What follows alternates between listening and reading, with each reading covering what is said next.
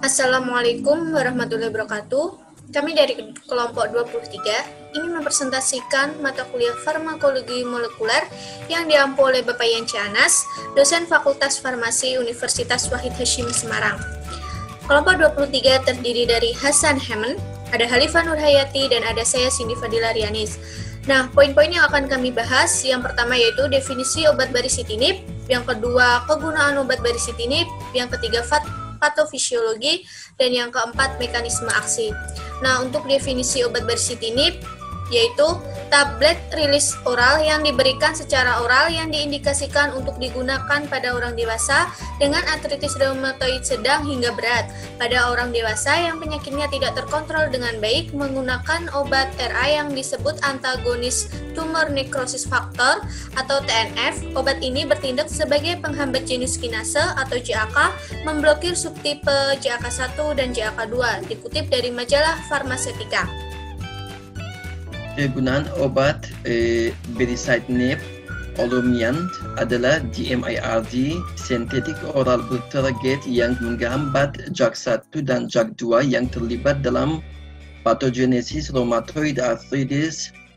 Molekul kecil yang baru disetujui untuk digunakan sebagai terapi tunggal atau dalam kombinasi dengan methotrexate untuk pengobatan orang dewasa dengan rheumatoid arthritis aktif sedang hingga berat yang merespons secara tidak memadai atau tidak toleran terhadap lebih besar atau equal 1 DMARD menurut Zaina dan Lelisai 2018. Baik, kemudian untuk patofisiologinya yaitu patogenesis rheumatoid arthritis belum sepenuhnya dipahami.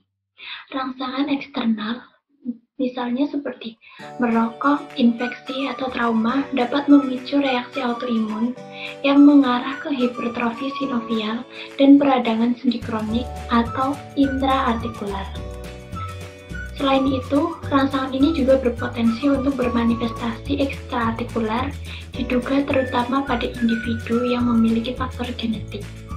Faktor genetik dan kelainan sistem kekebalan berkontribusi terhadap penyebaran penyakit. Hiperplasia sinovial dan aktivitas endotel adalah proses patologis awal yang berkembang menjadi peradangan kronik dan mengakibatkan kerusakan tulang dan tulang rawan. Untuk sel-sel yang terlibat pada peradangan seluler pada patofisiologis rheumatoid arthritis antara lain yaitu ada sel limfosit T-CD4, sel fagosit mononuklear, sel fibroblast, sel osteoklas, dan sel neutrofil. Sedangkan sel yang terlibat pada peradangan humoral adalah sel limfosit B yang menghasilkan autoantibodi atau faktor rheumatoid. Pada rheumatoid arthritis diketahui terjadi peningkatan berbagai sitokin, kimokin, dan mediator inflamasi yang ada sebagai berikut. Pertama ada tumor necrosis faktor alfa atau TNF-alpha, interleukin 1 atau IL-1, interleukin 6 atau IL-6, interleukin 8 atau IL-8, transforming growth factor beta TGF, fibroblast growth factor atau FGF, dan platelet derived growth factor atau PDGF. Nah, proliferasi synovium atau panus yang berlebihan dapat menyebabkan kerusakan berbagai jaringan, termasuk tulang rawan, tulang tendon, ligamen, dan pembuluh darah. Meskipun struktur artikular adalah organ utama yang terlibat, namun jaringan lain juga akan terpengaruh. Selanjutnya, untuk mekanisme aksi. Target dari obat baricitinib yaitu genus kinase atau JAK sebagai tirosin kinase atau TYK yang berperan penting dalam pensinyalan sel. Genus kinase atau JAK dibagi menjadi 4 yaitu JAK1, JAK2, JAK3, dan TYK2.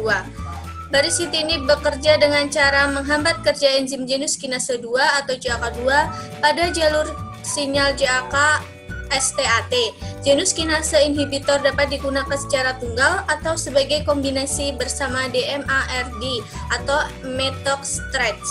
Kemudian, baricitinib memblokir fosforilasi STAT3 atau JAK yang diinduksi IL-6 dalam darah lengkap dengan IC50 masing-masing 104, 49, dan 128 nm yang mengkonfirmasi reaktivitas silang spesies senyawa. Kemudian, baricitinib di-screening untuk mengikat ke planel kinase, JAK1 dan JAK2, relevansi pengikatan pada kinase nilainya relatif tinggi. Nah, selanjutnya baricitinib menghambat saluran HERG pada konsentrasi 1400 kali Cmax yang tidak berikatan di MR tadi.